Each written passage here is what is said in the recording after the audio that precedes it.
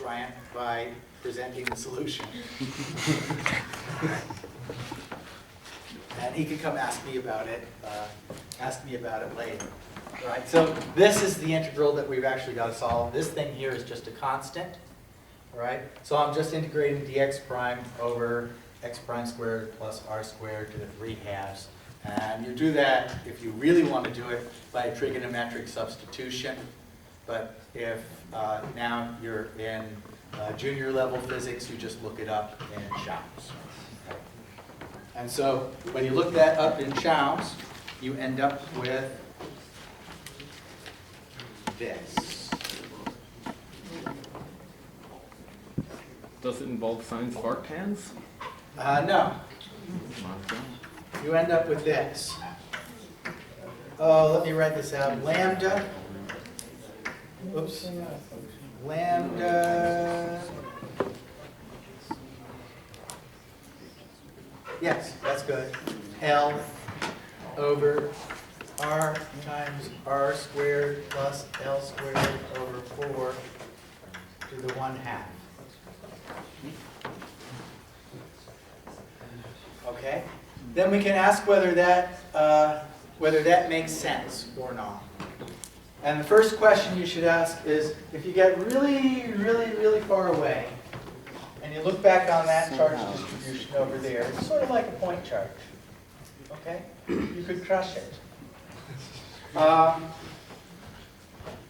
was thinking about maybe actually just like writing a continuous, probably like a blog, where I tell you where all of my stupid jokes in my head come from. And then you can realize that I'm actually making references to like Kids in the Hall or Monty Python or Harry Potter. Not Harry Potter. I'll leave that to Professor Dwyer. And he also likes very much, what's the one with the sub and Sean Connery? Hunt for Red October? Hunt for Red October. I think that's the last movie that he actually saw in the theaters. All right, so He also likes Winnie the Pooh. we get really, but that's not a movie. We get really far away, and it looks sort of like a point charge. And that point charge has total charge Q, which is lambda L. So I could write that as Q over r times r squared plus L squared over 4 to the 1/2, right? And if r becomes very large, then this becomes just r squared dominates L squared over 4. This term here then becomes r, and it becomes q over r squared. So the electric field very far from this line looks right. It looks like a point charge q at a distance r squared, right?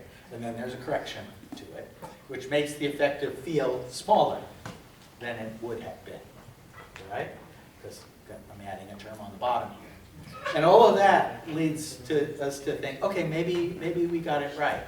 Maybe we figured out approximately what the field is. And actually, in addition, as let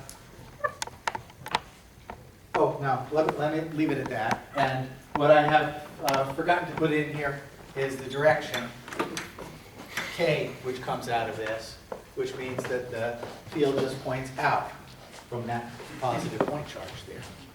Okay? Another thing that we could have done here to save ourselves some trouble is that we could have looked at this and we could have said, this is a symmetric charge distribution.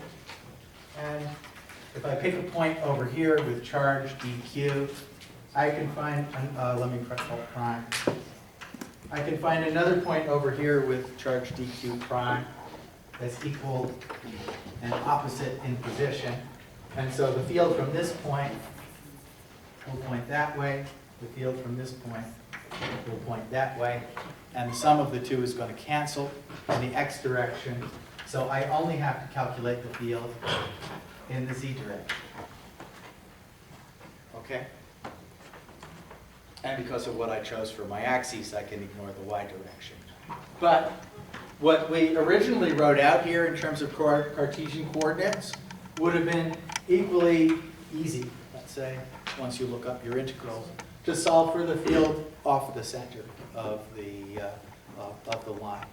What we wrote out in Cartesian coordinates before I simplified it is the thing that would allow you to solve any arbitrary problem. Okay? All right. You're going to do one more thing for me now.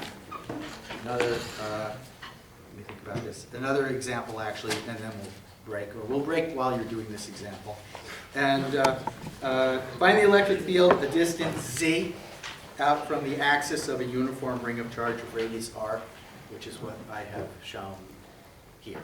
Total charge on the ring we will call Q. And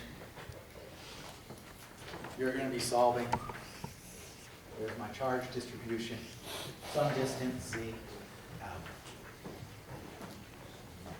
So set that one up.